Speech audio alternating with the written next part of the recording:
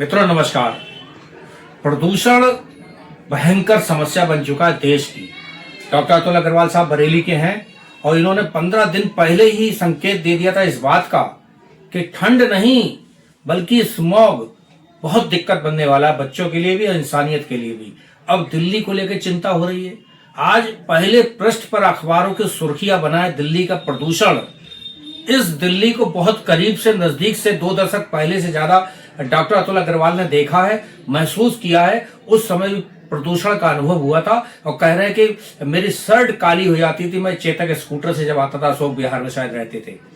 Doctor Atul Agarwal की जुबानी समझने का प्रयास करते हैं दिल्ली के पोल्यूशन को, समाधान भी जानेंगे। डॉक्टर अतुल अग्रवाल किस तरीके से इस समस्या को दूर करने के लिए सजेशन दे रहे हैं। जुड़े रहिए हमारे साथ, देखते रहिए गंभीर न्यूज और सुनिए गौर से डॉक्टर अतुल अग्रवाल को। हमारा चैनल अच्छा लगे तो लाइक कीजिए, शेयर कीजिए, कमेंट करना मत भूलिएगा।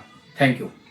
बाल रोग एकेडमी अर्थात IAP की नेशनल कमेटी में बड़े बड़े पदों पर रहे डॉक्टर अतुल अग्रवाल बरेली के हैं और देश के बहुत नामचीन बच्चों के डॉक्टर हैं।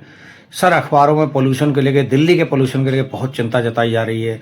बरेली के पोल्यूशन के बारे में तो आपने 15 दिन पहले कह दिया था कि फॉग के साथ स्मॉग ये बच्चों के लिए ज़्यादा दिक्कत पैदा करेगा, ना कि ठंड। अगर ठंड है तो पहाड़ों पर ज़्यादा बीमार होने चाहिए बच्चे, जो नहीं होते।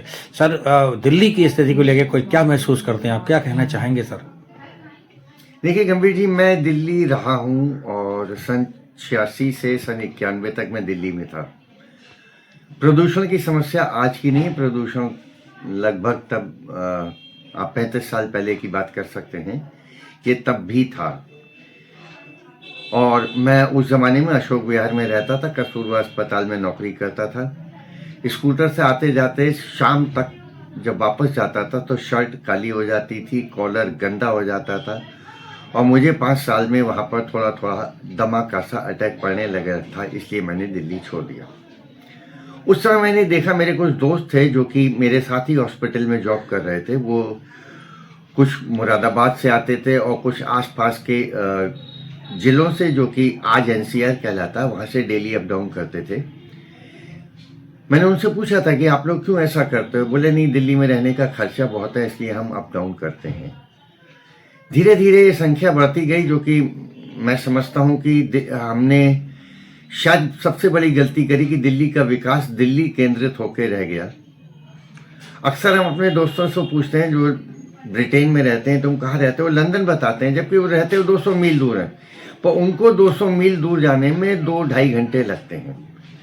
पर आज बचपन से लेके आज तक मुझे दिल्ली में उतना ही जाने में समय लगा है, रोड से कम लगा, लेकिन कोई भी ट्रेन ऐसी नहीं है जो मुझे 2.5 घंटे में दिल्ली पहुंचा दे। अगर दिल्ली के आसपास इतना फास्ट गति से कोई भी ट्रेन चल रही हो, 200-250 किलोमीटर यानी कि औसत 100 किलोमीटर प्रति घंटे का अगर कोई ट्रेन एवरेज देगी, लोग दिल्ली माइग्रेट होना छोड़ देंगे। वो अपने ही छोटे शहर से, जहाँ सुविधा और कंफर्ट ज़्यादा है, चैन है, परिवार है, वो दिल्ली अप डाउन करेंगे।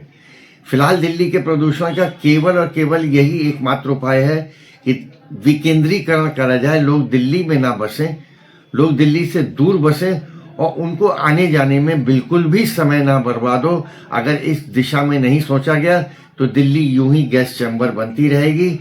ना हम दीपावली के पटाखों को इल्ज़ाम दे सकते हैं, 2 महीने होने को जा रहे हैं, दिवाली खत्म हुए, तब प्रदूषण क्यों है? पराली भी जल के खत्म हो चुकी हैं और अब तो गेहूं में पानी दिया जा रहा है, फिर प्रदूषण क्यों है? इसका मतलब हम कभी कभी कमर्शियल व्हीकल पे रोक लगा देते हैं, कभी विकास कार्य पर रोक लगा देते हैं, कभी निर्माण कार्य पर रोक लगा देते हैं। तो फिर आप पूरी तरह से निर्माण कार्य पर रोक लगा दीजिए और दिल्ली से दूर निर्माण करवाइए। यानी आप भी समझते हैं कि इस निर्माण कार्य की वजह से है, आप ये समझते हैं ना कि डीजल व्हीकल की वजह से है। तो इनको कम करने का उपाय केवल ये है कि निर्माण भी दूर करिए और लोग गाड़ी ना लेके ट्रेन या किसी वेरी रैपिड फास्ट मोड से दिल्ली चारों तरफ से पहुंच सकें। समस्या का समाधान अपने आप हो जाएगा। आप कमर्शियल व्हीकल पे, डीजल व्हीकल पर, कभी किसी व्हीकल पे, निर्माण पर रोकते हैं। जो निर्माण कार्य में लगे उनको सोचिए कितना संकट होता होगा। यानी कि समस्या वास्तव में पता है, लेकिन वो ग्रेफ लगाकर केवल आंसू पोंछने का थोड़ा सा काम करते हैं, पर समस्या की तरफ कोई ध्यान नहीं दे रहा है। मेरी राय में विकेंद्रीकरण ही केवल एकमात्र उपाय है। बहुत त्वरित गति का ट्रांसपोर्ट इसमें चाहिए। लोग अपने आप दिल्ली जाना रोक देंगे। धन्यवाद। Thank you very